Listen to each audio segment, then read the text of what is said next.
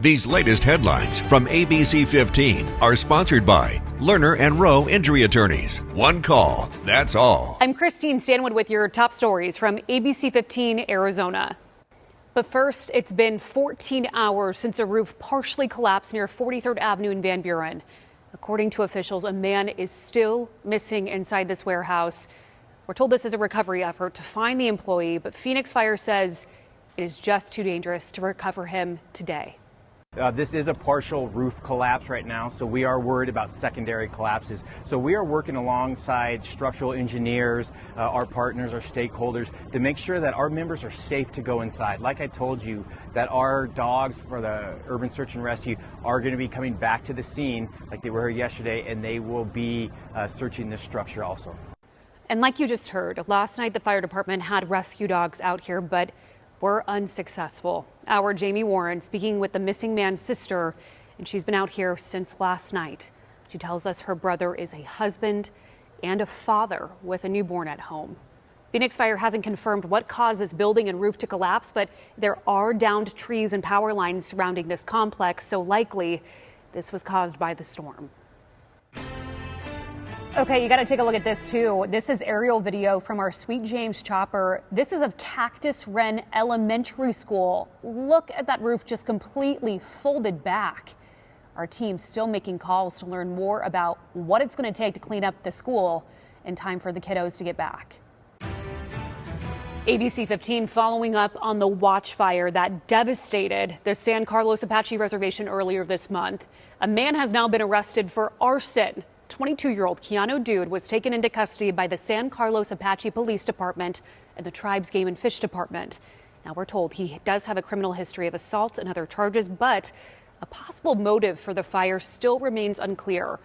We know 73 people are still without a place to live after this fire, and it burned more than 21,000 acres on the reservation. Families are now calling the Apache Gold Hotel home for the meantime. Everybody, made it out. No lives lost. Yeah, we lost pets. We lost our homes, but, we're thankful that we all still have each other. Nothing can be replaced after that devastation. But we know Governor Hobbs has allocated $400,000 for the tribe to rebuild. It is unclear how that money will be distributed. Families also say they're still in desperate need of donations. If you want to help out, if you feel called after hearing their story, you can find the link on this story at abc15.com. And our Sweet James chopper over this hay barn fire today. Take a look. It burned near Price and Riggs Roads in Sun Lakes. We don't have word yet on what sparked this one, but it's grown pretty quickly since we started watching it.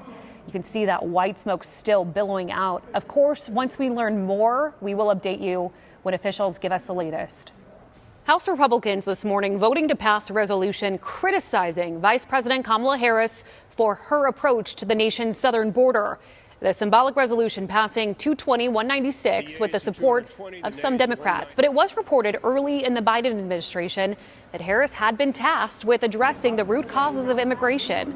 The plan to condemn Harris was announced by Republicans within hours of Harris sharing her plans to take Joe Biden's spot in the White House.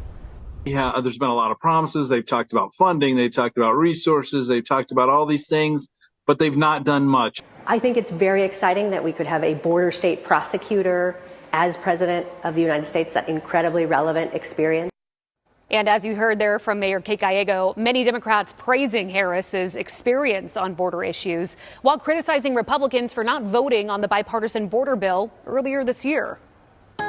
Tracking your forecast, I'm Chief Meteorologist Amber Sellens. Another day above 110 degrees expected in the valley tomorrow. It is going to be hot. We have another air quality alert for ozone pollution, but we also have another slight chance of monsoon storms in our Phoenix and Valley forecast. Here's Futurecast in the afternoon. 2 o'clock, we start to see those storms pop to the north and to the east, and there is a chance that some of those could make a run down into the valley tomorrow evening. Storm chances after tomorrow really tapering off through the weekend. The forecast looking a whole lot drier drier by Saturday and Sunday. In fact, by Sunday, we're going to clear out the storm chances completely with temperatures around 109 that afternoon. Back up at 110 plus, though, for next week. A slight chance of isolated storms each day and overnight lows mostly in the upper 80s to low 90s. So it is going to be staying incredibly warm in the overnight forecast, too, unless we can get some rain in here and cool things off. Again, tomorrow, 111 with an ozone high pollution advisory throughout the day.